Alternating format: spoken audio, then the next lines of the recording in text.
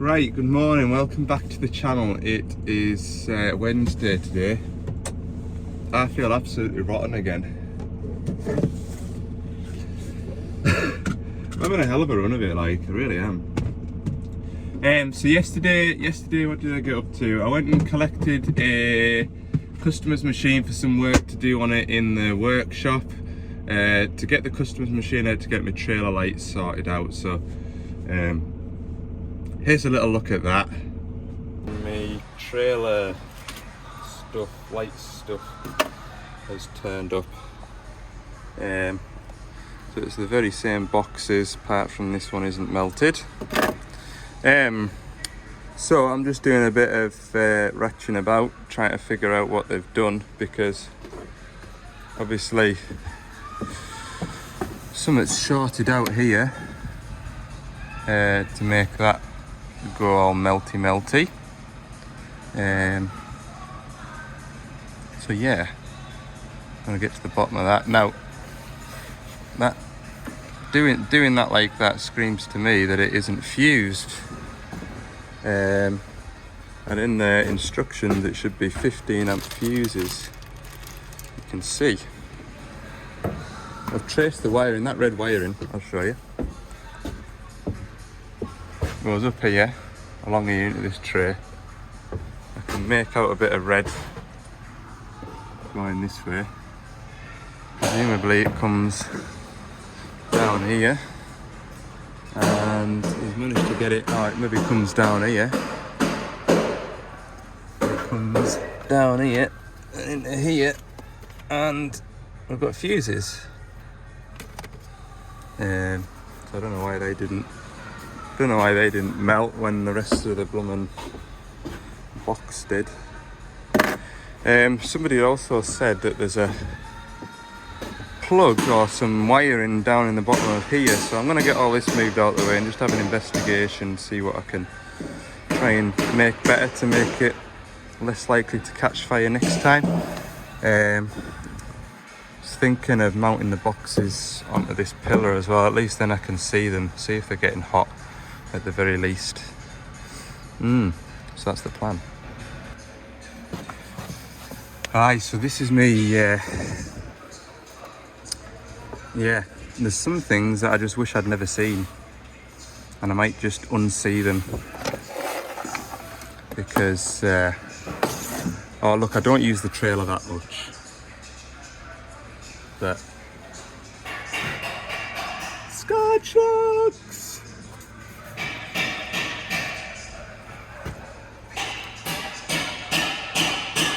I really wish I hadn't seen that.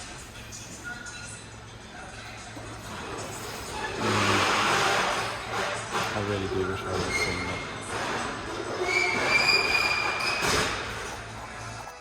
Oh yeah, it's it all back together. I've tidied up the wiring down there so it can't rub. Scotch locks are still out of sight, out of mind. That's the way it'll be, because that'll be another lot of messing on, and I just don't have the patience or the time to do that today. Need to be getting on. Right, saga continues. Plug's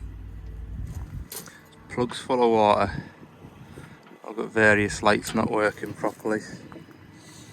Probably won't have helped that catching fire either, I suppose. I think this end's not too bad. Not too bad. I mean, it was full of water when I unplugged it, like absolutely full. And if you remember that day that I had the trailer on the back of the van, it did nothing but rain all day. So, yeah. We don't have any 13-pin sockets here. So, I'm gonna go do these inspections. I need some diesel put in the van. 11:10 now. The day's just escaping.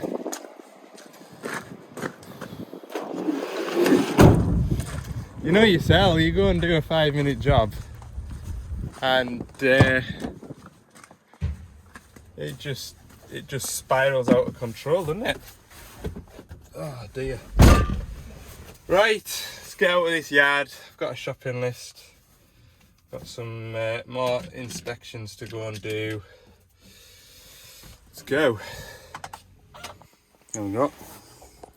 Back to the yard I go. I've been and done them inspections. It's 2:30 now. Right. Another one of them days where I'm not getting much done, but I'm doing stuff at the same time. So yeah, I got it just turned into a job. I got all trailer lights working eventually. So I think probably part of the problem as to why that box melted is down to the fact that trailer light socket was full of water. That's what I'm presuming anyway. So I've made the wiring in the back tidier, but I've still got scotch locks up in the roof, and I'm just going to put them to the back of my mind. Right, so what I like to do when I'm just not feeling 100%, what I like to do is go and put tracks back on diggers in the woods, just because it makes you feel slightly worse at the time, but then when you get back in the van and you're nice and warm again, you feel marginally better. Remember last time I was under the weather and I said fresh air does you good? Well, I'm going to put that to the test today. Oh dear. Yeah, yesterday evening I had a call, DX160-5, throwing a track off. Can you help us put it back on because we're struggling? Right. So that is what we're at today. Let's go and recover a 160. Just nipped into the garage for some supplies. I've got some medicine. Honestly, whenever I'm feeling under the weather, a bit run down, that stuff there gets us going again. It's like easy start. Oh, that's me treat for when I've got this digger going. Oh, maybe I'll have a little sup on the way over there. A bit of caramel flapjack. Give us some energy. Give us a bit of fight. Right, we're arriving on site, or to a field anyway. It's just starting to snow as well. Hopefully it doesn't amount to much, but we are expecting snow tomorrow. So we'll see how we get on. This road isn't tremendous, is it? Oh dear. Right, I'll get geared up and we'll go and see what the state of play is. I'm stuck. Try to push us. We'll just leave it here. We'll go and sort the digger out and then get a pull out with the Hilux. Right, there it is, folks. On a bit of a banking. Yeah. There's a little bit of a river and all to try and, oh gosh, it's boggy. It's the best way to go here, Dom. Yeah. I'll follow you.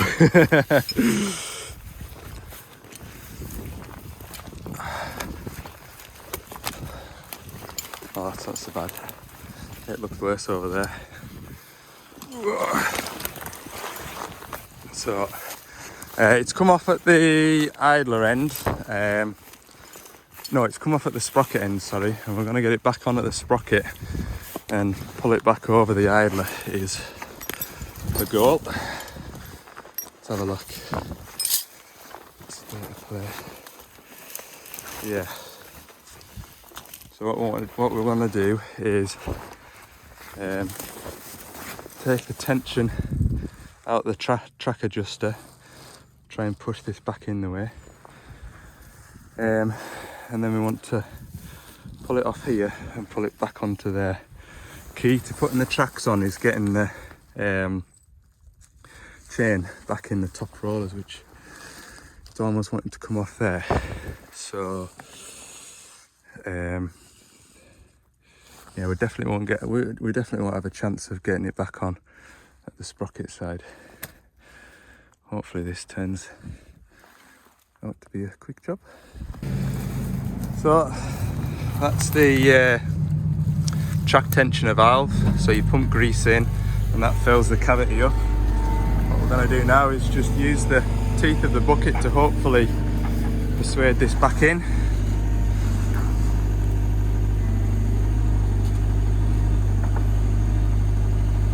moving it back in now. So that breeze coming into there, yeah.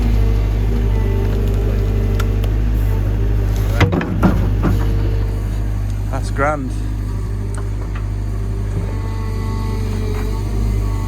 think that's about all. Right, we're gonna get a chain now. Onto that lifter now. We'll take the bucket off, get a chain, and we'll just pop it off at this side towards us, and then try and encourage it back on that side. Right, so before we make this any worse, we're just gonna attempt to get the chain onto a couple of teeth on the sprocket. Oh yeah, that's probably the reason why that has enough worn out now, hasn't it? Yeah, we're going to try and just take the tension out and just sit it on the teeth, and track forward while we keep the tension on this top half. It might just go on, we'll see. There's plenty of slack in the chain. It's probably ready for a new undercarriage. Oh, hang on. I'll try and hook this back on.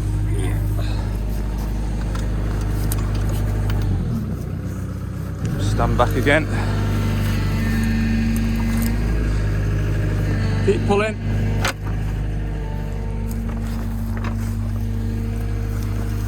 Yeah, keep pulling. I'll try and jam it in one of them track pads. Pretty close. Try and swing towards me. Just try and spread yourself round with that track to kick it under. Right, we're using the natural environment to help us on now, so got that bit of log jammed up in that gap there that you can see that it's made. That's the teeth have bit it now, and it's taken the chain with it and put it back into the sprocket, which is tremendous. Just gonna try and see if there's enough to pop this back on. There we go. That's the key to it, getting it on there. So we'll just track it around a touch more, just so we've got these teeth. It should carry the track around a bit now, hopefully.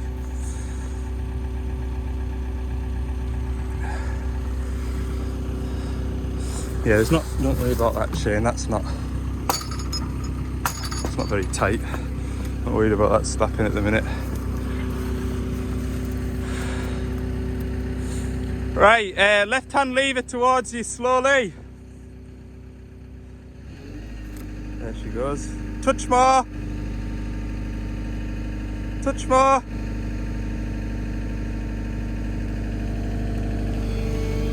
Touch more.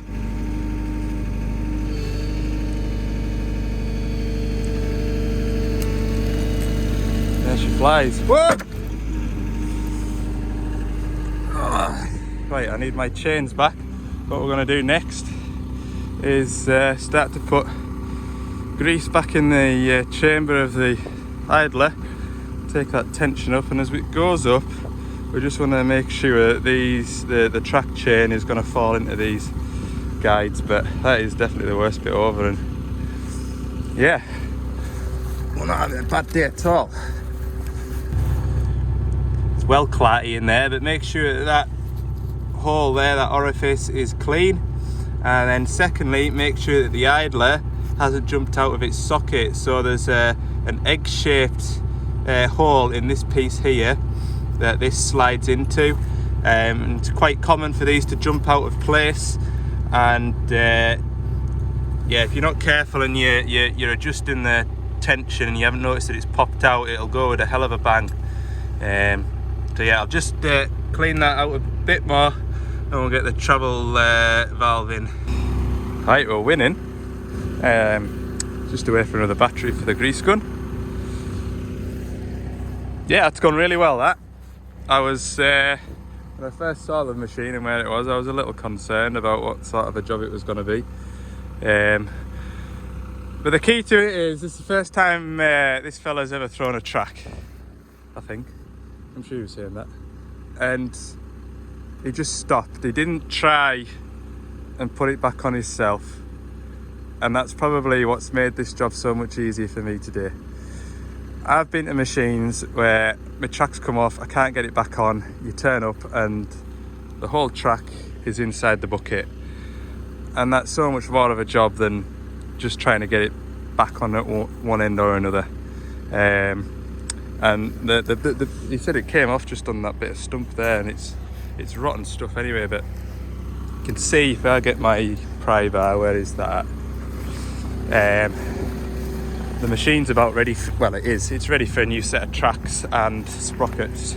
You look at the amount of twist, I can't really show you now because I've got tension back on it, but when we were pulling the track with the chains, the amount of twist in the links was sort of definitely a sign that that it's ready for a new chain. And what'll have happened, just hitting that stump there, the track pad will have skewed it, and it'll have sort of peeled itself off. Now he's working from that way towards that way, so he was travelling in the right direction, you know, with his idlers to the front, but you can see how much meat is left on these sprockets, and in fact that tooth there, the corner of that tooth is completely chipped off altogether. So I think there's only a hectare left to finish in a day's work, he was saying.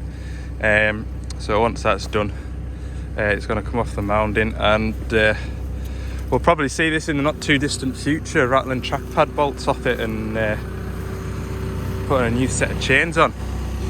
Right, so I've got the track tension, we've spun it around a few times. It is slightly tighter than what I would like to see. Sort of like a two-finger job, just to try and avoid me coming back here. We're not going to do any more damage than what's already, or cause any more wear than what's already on this sprocket. But he was saying that other side sprocket, there's nowhere near as much wear, which is interesting. So anyway, we're going to just check tension on the other side. It has, while we've been messing on, see down here, it's just jumped out slightly, so we're just going to set it back in just to make sure we don't throw a track off when we set off.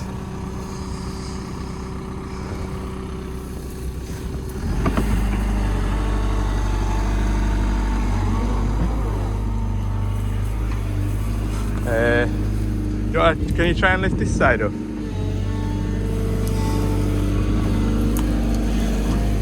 if that bucket disappears, look. Too bad.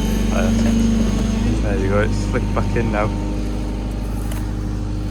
It's because we're against this stump down here. But, yeah, look at that sprocket actually. There's a lot more life left in that. Right, I'll put a bit more grease into this one. Right, that's us. Time to go and get another machine unstuck. My van. Oh dear, oh dear. And I'll try not to get stuck walking back across here. That hasn't been as bad as I expected, and I feel better for being out in the fresh air. Still haven't had my Lucozade yet, so I'll feel even better after that. I'll be like a new person. Andy's carrying all my gear. I've only got this pry bar to carry. Anyway, a victorious walk back to the vehicles. Right then, I'll try and get out of here. The plan is to pull me backwards so I'm pointing in the right direction. It won't take much pulling, like, and hopefully I'll be able to drive out the gateway without getting stuck. Look at this, he's giving us a tin of beer for the way home. I'll put that in my fridge and I'll save that for tonight. I might not be feeling up for a beer. Oh, look at that, bit of chocolate and all. That'll do us. What a treat. I'm always looked after with these lot. Better pay attention, look, my van's about to get pulled.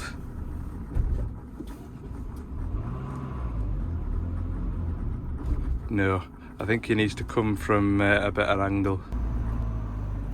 Way, what away. Keep an eye on that rope that I don't run over it. And him. I'm gonna take us off there now.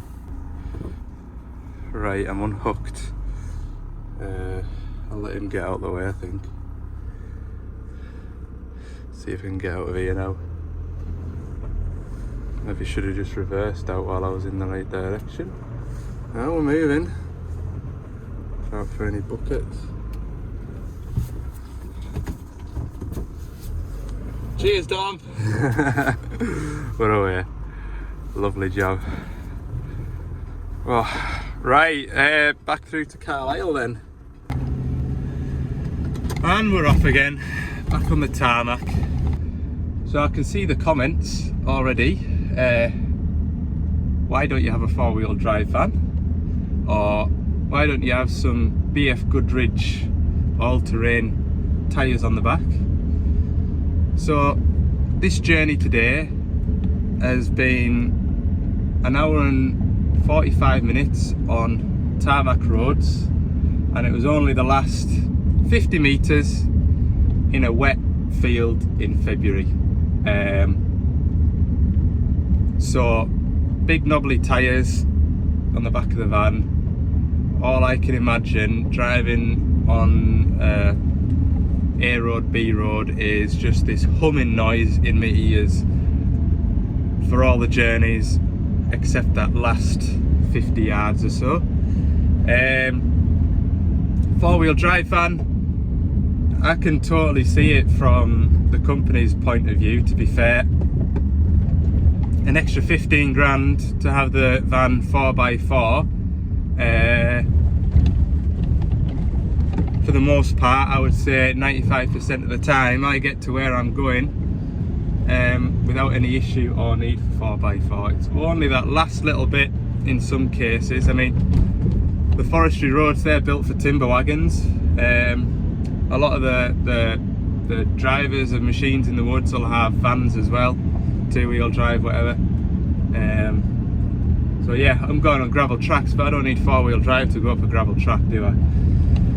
So I'm quite happy with what I've got, and I just accept its limitations and it, you know,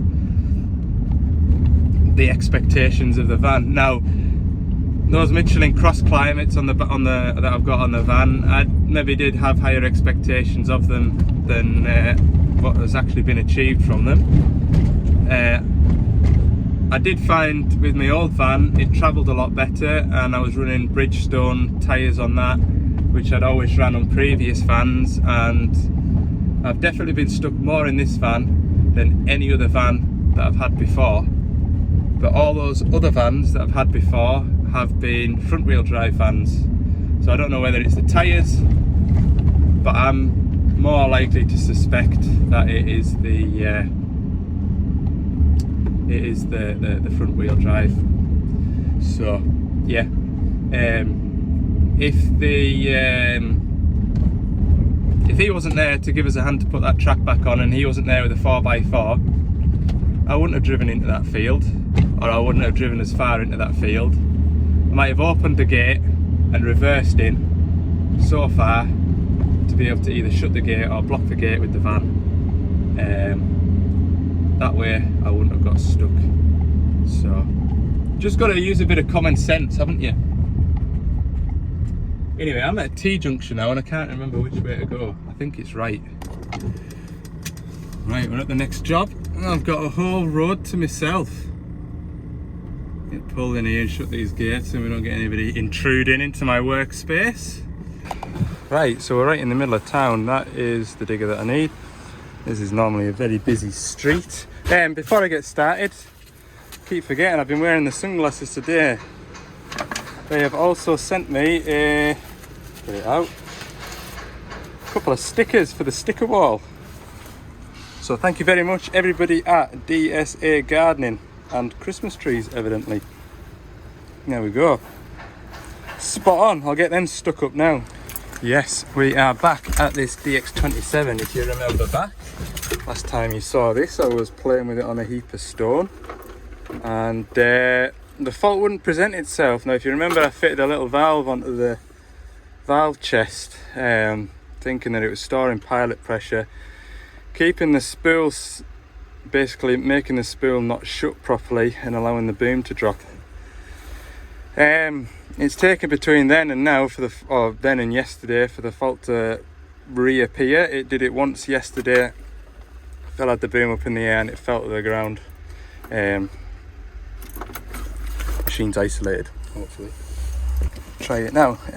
Anyway, I was able to speak to the driver that was on it yesterday, and he was able to describe to me what had happened. So yeah, basically when the boom falls to the floor and he tries to lift the boom back up off the floor, it moves very, very slowly no matter how far you pull the lever. To me, that's got to be oil not getting to the ram, and I think the part relief valve is sticking. So I'm going to try and pull the part relief out and have a look at it, whether there's a bit of muck getting stuck in there or whether the spring's weakened. That's what I'm going to do. So it's back in underneath the machine again for a good ratch about. But that isn't a part relief valve, that's a relief valve for the pump pressures. So although you've got one pump, it splits into two, and that's one and that's two there, and there's another one up on the other side which will alter the relief pressure for the pumps, to protect the pumps. So I thought they'd be I think they're going to be more up in there, so I'm going to have to take the floor out again, which I don't want to do. So on the bigger diggers, when I'm thinking of a part relief valve, it sits on the spool slice, which this does, to be fair, but I've just had a look because I wasn't sure whether it was these in here that was the part relief valves, but it's not. When I read this, it tells me that the reliefs are located below the spool covers on the valve sections. So under, this is number 7 and 8 is the one I want to be at. Number 8, yeah, boom end base, boom rod end. So number 8 is what's lifting the boom up, and number 7 is what's pushing the boom down. And I want to take the relief valve out of here, put it into there, and take that one out of there and put it into there.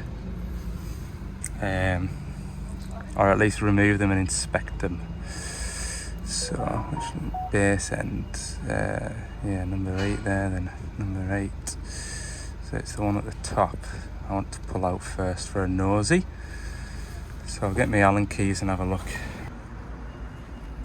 So I showed you before where the main relief valves are, and you can see now where the pump feeds come in, here and here. So directly beneath there you've got the main relief valves. The spool cap that I'm going to remove is this one. So I'm going to have to adjust that slightly to get my Allen keys on it. And then, is it that one? Hang on a minute. Get myself all confused here. Yeah, that one. And the arm relief valve, which is set at the same pressure, is that one. So I might pull that one off and that one off and just swap them over. Right, there's the part relief valve. Looks alright, I've had it apart. Can't see any scoring or anything on it. It may be that spring's weak or it's overcome. Anyway, I'm going to pull this one out. I've got my airline out, so I've blown all this out nice and clean. I'll just get that one pulled out, put that one in there, and then that one into there. That's them swapped over. I'm doing a really good job catching the oil, look. That isn't all what's came out of the machine. Right, hydraulically we're all put back together, so obviously first thing I'm going to do now is start it. I've got the compressor charging. I'll blow all this down, try and get as much oil blown off it as possible before I put all the bodywork back on. So I'm just going to start it now on a low revs. Low revs. What I don't want to see is that boom shoot up in the sky as soon as I start, because that means I've got the spool stuck in the wrong position. That's a good result. I'll leave it down then. Start by pushing the boom down. Just trying to, that's good. Lift the boom up. Let go.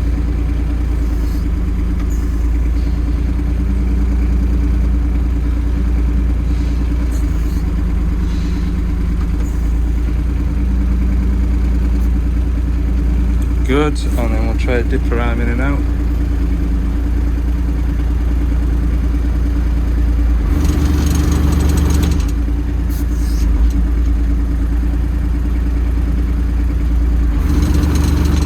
Good. See how that goes then, we'll put it all back together. Right, so it's a bit of process of elimination. Off camera I've also swapped the 2 part reliefs on the other side of the valve chest. That was much easier. Straight onto them. So we'll see how it goes now. If the fault doesn't return, then we know it's the part relief valves. If the part returns but it's on the dipper arm, we know it's the part relief valves. If the fault returns and it's on the boom function still, then we know that it is the well, we know that it isn't the part relief, don't we? And it can't be the spool. The spool was nice and clean. After that, it's a mystery. Well, no, my boss said about leak off valve going to the return filter, which might be worth a look, but I don't know, something in the way the speed that it was dropping and the way that it didn't push itself down, I just feel like it's more like a part relief maybe, so we'll see. Anyway, I'm gonna get out of here, back to the yard. Just noticed, I think they're gonna put a tree there. Looks like there'll be a tree there as well. Looks like this is going to be, the pavement's going to be pulled forward. It's my estimations. Yeah, while I was working, there was a lady walked past and she said, "Excuse me, what are you doing on here?" I said, "Oh, I'm fixing a digger." And she says, "No, I mean, what are they building?" And I felt like saying, well, they're building a new Morrison's, or they're reinstalling the tram network, something stupid. But it won't be long till word gets around that we're getting a new tram network installed into the city again. I said, I couldn't tell you. I said, there's not much happening at the minute because the digger's broken down. Could have been a bit cheeky. Anyway, right, back to the yard. Okay, back at the yard. I've loaded up for tomorrow, or as much stuff as I can. What have I got? That's for loading shovel. There's that rework to do with the angle of the differential pressure sensor. There's 2 of those to do. They tell you to order 2 gaskets in case you damage the gaskets while you're turning it, so they're just a precaution, probably won't need them. I've got a radio to go in a 140 LCR. I've got a quick hitch assembly to go on the metal pipes and the pipes that go onto the hitch itself, so I've got them to do. I've also got, on the same shovels, they managed to lock the keys. Another case of the key fob strikes back, something that we never knew we needed that we got, and then I think folk are realising it's just more hassle than it's worth. But anyway, the keys are in the cab. They shut the door for lunch, went back to get into the shovel, and it locked itself.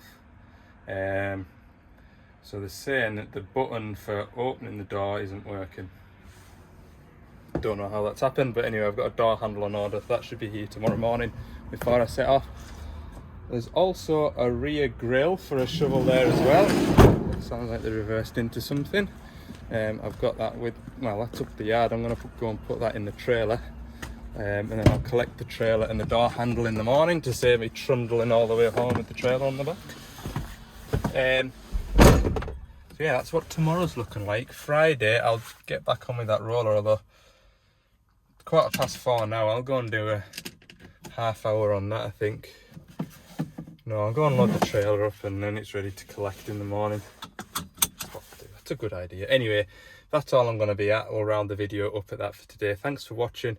Hope you've enjoyed the video. If you have, please let me know by clicking the like button, and also click click that subscribe button too. That'd be much appreciated. There was a comment in the previous video saying what a good channel it is, and it's very underrated, which I don't really, I took it as a compliment, but it might be why isn't more people watching it? I don't know, maybe because there's, to be honest with you now, when I look at the analytics, there's more viewers watching the channel that have subscribed than there is unsubscribed. I can see that. It used to be sort of like 40% subscribed, 60% unsubscribed. Now it's about the other way around. So anyway, like I say, I'm going in for 10,000 subscribers for this year, which at the rate it's going, we're nearly at 8 now, so another 2 and we'll be flying like. So yeah, thanks for watching anyway, and see you in the morning.